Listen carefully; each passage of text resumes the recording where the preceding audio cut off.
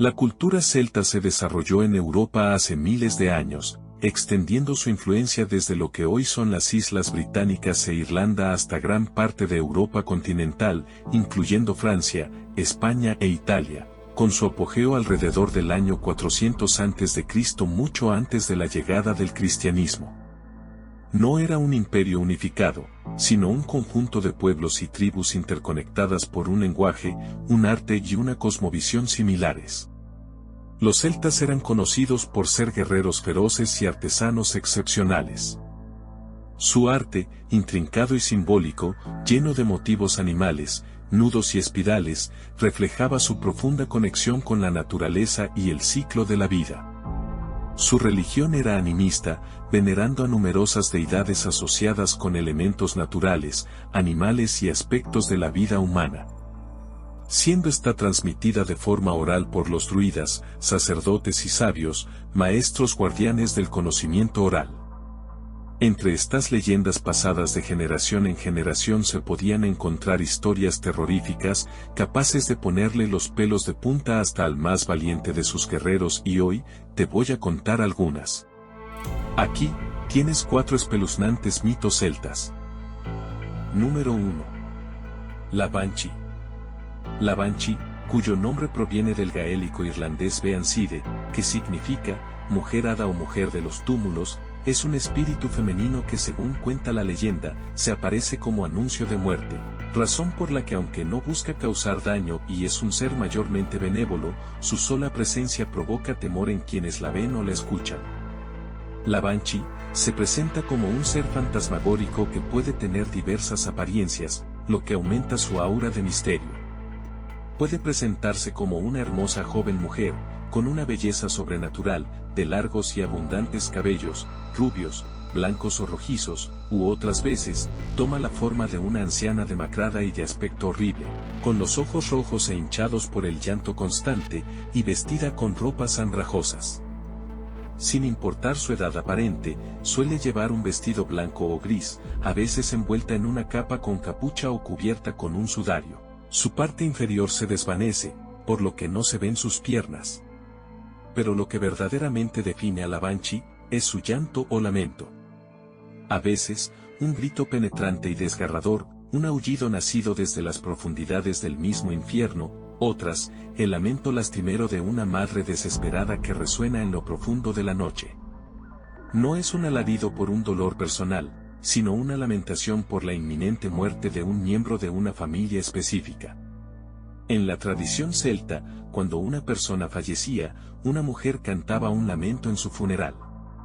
Esas mujeres eran conocidas como las Kinners, pero en 5 poderosas familias gaélicas, los O'Grady's, los O'Neills, los O'Briens, los O'Concovers y los Caumanacs, la Kinne no era una persona de carne y hueso, sino una hada venida del más allá, un espíritu que era en igual parte símbolo de poder y de tragedia. Ella gritaría de dolor ante la muerte de uno de sus miembros, incluso si ésta se hubiera producido lejos, ya fuera en un campo de batalla, un viaje de negocios o una expedición a lo desconocido.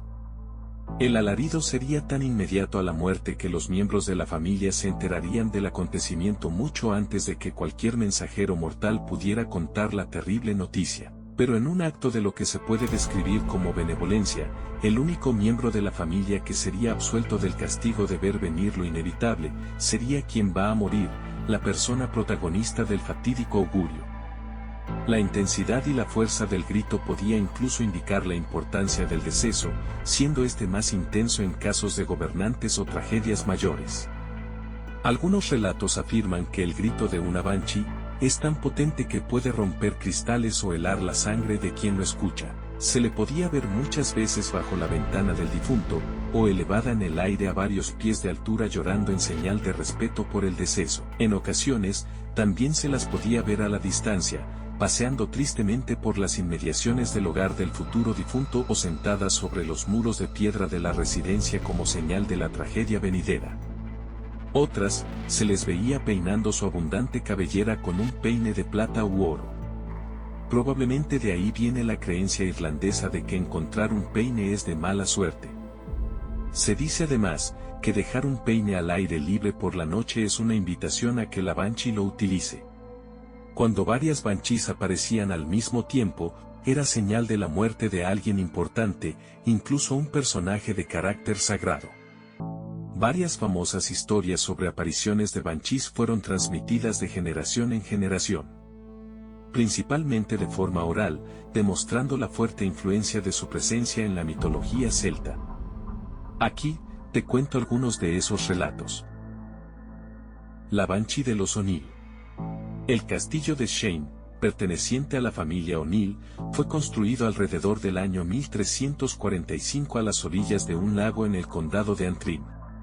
Como poderosa familia de estirpe irlandesa, se dice que los O'Neill tenían su propia banshee llamada Maobin, y que en su castillo, como muestra de respeto, le habían reservado una habitación que mantenían vacía a disposición del ser espectral. Pero un fatídico día, Earl O'Neill decidió organizar una fiesta. Tanta fue la concurrencia a la especial ocasión, que todas las habitaciones del castillo fueron ocupadas, incluso aquella reservada para el mítico ser. Sintiéndose irrespetada por la decisión, la banshee entró en cólera y prendió fuego al lugar. Los aterrorizados invitados al evento la vieron flotando sobre las llamas, sembrando el pánico entre los presentes y provocando el caos. La banshee de los Duquette. William Duquette, el dueño de una finca en Douglas Grove, construyó una magnífica casa en el condado de Carlow, en 1830. Una versión de la historia cuenta que William se enamoró de una bella joven con la que estaba teniendo una relación. Un día en que la joven estaba de visita, iba a salir a pasear a caballo, cuando cayó del animal y sufrió un fuerte golpe que le produjo la muerte. Su madre, enceguecida de dolor, lanzó una maldición sobre el lugar y como resultado una banshee ha merodeado por el lugar desde entonces, inquietando a todo aquel que lo visita. Otra versión de la historia dice que fue una amante despechada de William quien lanzó un hechizo sobre el lugar y convocó a una banshee cuyos lamentos predijeron la muerte repentina de uno de los miembros de la familia. En ambas versiones de la historia, Douglas Grove se convirtió en un lugar sombrío acechado por una presencia intangible. Hoy, el lugar yace en ruinas, destruido por un incendio en 1933. Brian Boru y Eibel. Brian Boru vivió aproximadamente entre el año 941 y el 23 de abril de 1014 y ostentó el título de Rey Supremo de Irlanda desde el año 1002 hasta su muerte. Durante su reinado puso fin a la dominación de la alta realeza de Irlanda por parte de los O'Neill. Es considerado el primero que realmente gobernó toda la isla de Irlanda y quien puso fin a las invasiones vikingas a la región, posteriormente rescatando y promoviendo la cultura irlandesa que se había diluido entre los saqueos y las imposiciones de los vikingos. Como cabeza de los O'Brien tenía en su familia a una mensajera del más allá, una banshee llamada Eibel. Cuenta la leyenda, que la noche anterior a que partiera a su última batalla, la batalla de Clonfert, Eibel se le apareció en un sueño, lavando la ropa de sus soldados. A medida que lo hacía, el agua se tornaba roja como la sangre, para luego profetizar que el primero de sus hijos que viera por la mañana sería quien lo sucedería en el trono. Se dice que, estando seguro de que la profecía era cierta y en un intento de asegurar que fuera él quien cayera y no su hijo, el rey no buscó refugio de los ataques vikingos e incluso despachó a su guardia personal en el momento más crítico de la batalla, cumpliéndose finalmente la oscura profecía. Los relatos sobre su muerte son variados, algunos apuntan a que cayó en combate mano a mano, otros a que fue capturado y traicionado por un miembro de su guardia personal para posteriormente ser torturado brutalmente por el enemigo. Se cree que su cuerpo hoy yace bajo el muro norte de la Catedral de San Patricio. Otra historia que se atribuye a Eibel ocurrió en la misma noche previa a la partida a Clonfert. Se dice que Eibel se le apareció también en un sueño al principal lugarteniente del rey, Dunland O'Hartigan. Eibel en el sueño le ofreció 200 años de longevidad y una vida plena de felicidad, si solo se rehusaba a tomar parte en la batalla. O'Hartigan, como guerrero orgulloso y leal militar al servicio del rey, se negó a aceptar la seductora oferta, ante lo cual Eibel predijo que el ejército irlandés ganaría la batalla, pero que el costo sería alto y que tanto su hijo como el mismísimo rey caerían en medio del cruento conflicto.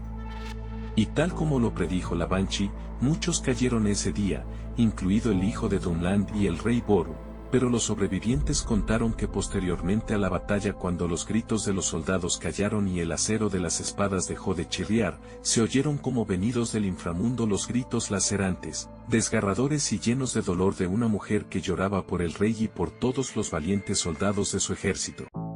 Número 2. El Kelpie. Kelpie, o Kelpie de agua, es el nombre otorgado a una criatura mitológica del folclore escocés. Se describe como un espíritu del agua capaz de cambiar de forma, que habita en lagos, estanques y en las profundidades de los ríos y arroyos de Escocia, esperando pacientemente a que aparezcan seres humanos a los que cazar. Generalmente es caracterizado como un majestuoso caballo negro que aparenta ser amistoso e invita mediante sus gestos a quienes se acerquen a montarse en su lomo. Al hacerlo, sus víctimas se darían cuenta de que ya no pueden bajar al tornarse su lomo en una superficie pegajosa y arrastrándolas hacia al fondo del agua, a su inevitable condena. Cuentan las historias que el lomo de un kelpie se puede alargar si es necesario para cargar a más personas.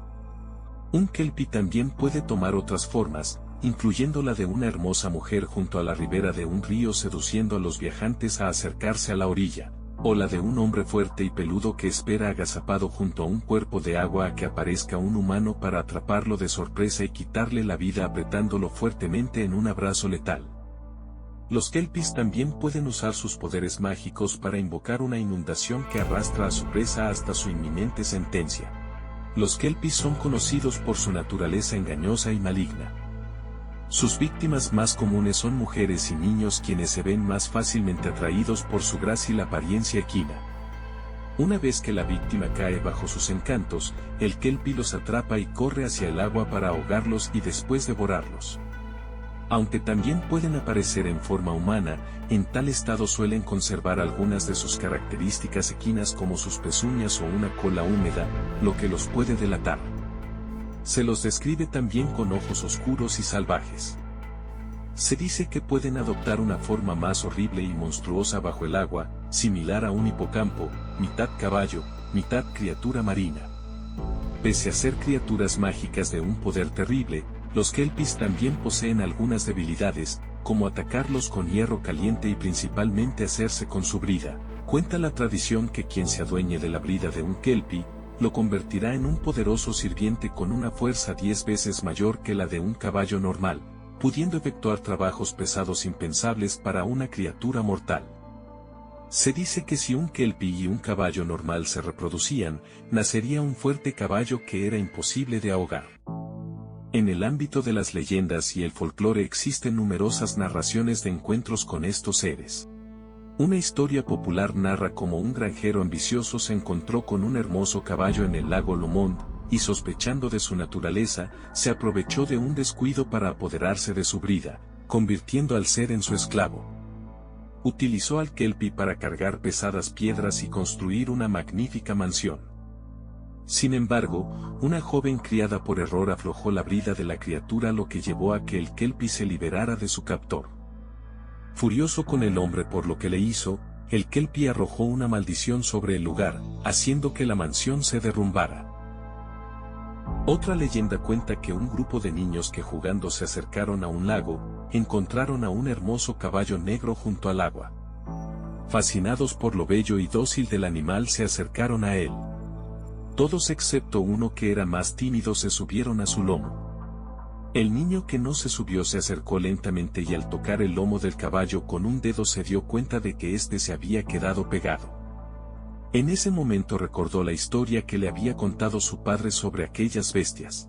Rápidamente volteó hacia sus amigos para advertirles del peligro, pero antes de que pudiera expresar palabra alguna, el kelpie se levantó de golpe y empezó a correr furiosamente hacia el río. El niño, desesperado por la situación, tiró con todas sus fuerzas y logró cortar su propio dedo, mientras el kelpie entraba al agua llevando a los demás asustados infantes sobre su lomo. El niño corrió de vuelta a su casa a pedir ayuda para los demás, pero cuando volvió al lago se dio cuenta de que tanto su dedo, como sus pequeños amigos se habían perdido para siempre en el lecho del lago, bajo un manto impenetrable de oscuridad. Número 3. El Caetsy. Los Caetsy son criaturas provenientes de la mitología escocesa o irlandesa. A diferencia de otras criaturas mitológicas que en principio son humanas que se pueden transformar en animales, se cree que la naturaleza de estos seres pertenece al mundo de las hadas, un mundo de seres sobrenaturales que aunque a veces interactúa con el nuestro, no se rige por las mismas reglas.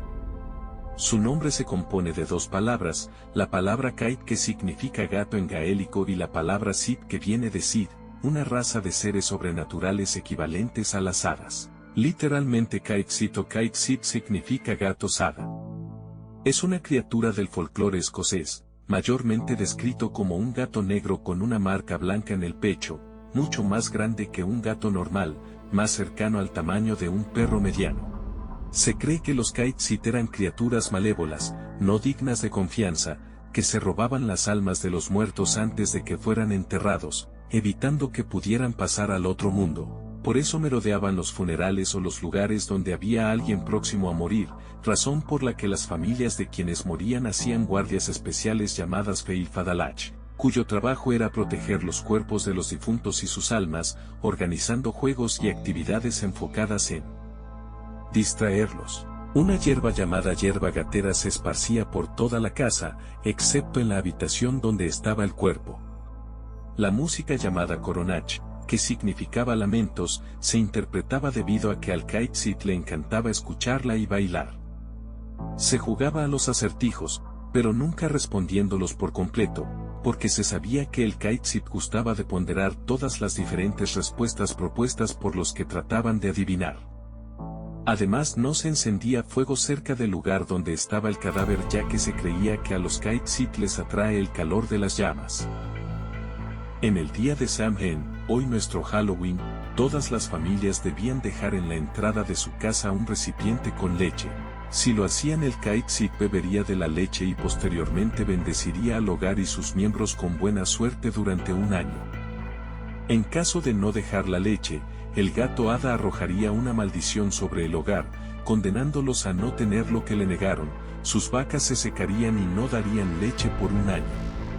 Algunas tradiciones negaban que los Kait Sid fueran seres del reino de las hadas y proponían que eran en realidad brujas que se podían convertir en gatos, pero con un límite. Se podían convertir de vuelta en humanos hasta 8 veces, si se convertían en gato una novena se quedaban en ese estado para siempre.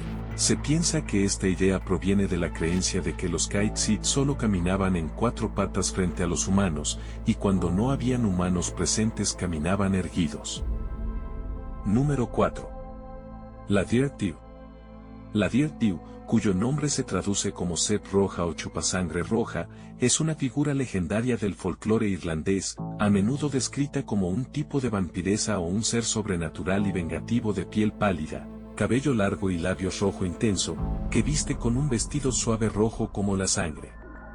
En la mayoría de las fuentes se cuenta la historia de una mujer joven de gran belleza, tanto externa como interna, que vivió en la ciudad de Waterford hace muchos siglos. Dice la tradición que esta bella mujer estaba muy enamorada de un joven trabajador de una granja local.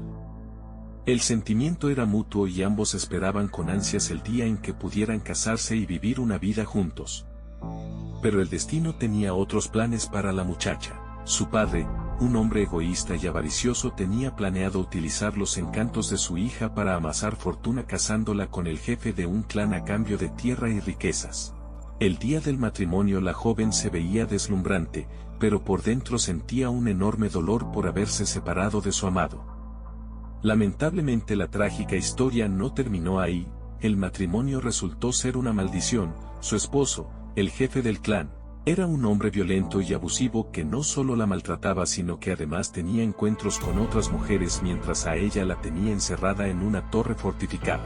La joven, producto de toda su pena, terminó deprimiéndose mucho al punto de no querer siquiera comer, y así pasó sus días en soledad, en la torre, esperando que su amado fuera a rescatarla, pero no había nada que el muchacho pudiera hacer contra alguien tan poderoso como el jefe.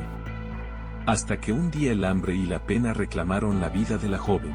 El entierro fue casi un trámite para sus más cercanos, su marido ya estaba casado con otra mujer antes de que su cuerpo se enfriara, y a su familia que ahora estaba absorta en las nuevas riquezas que habían adquirido, poco y nada les importó la desdicha de la sufriente dama.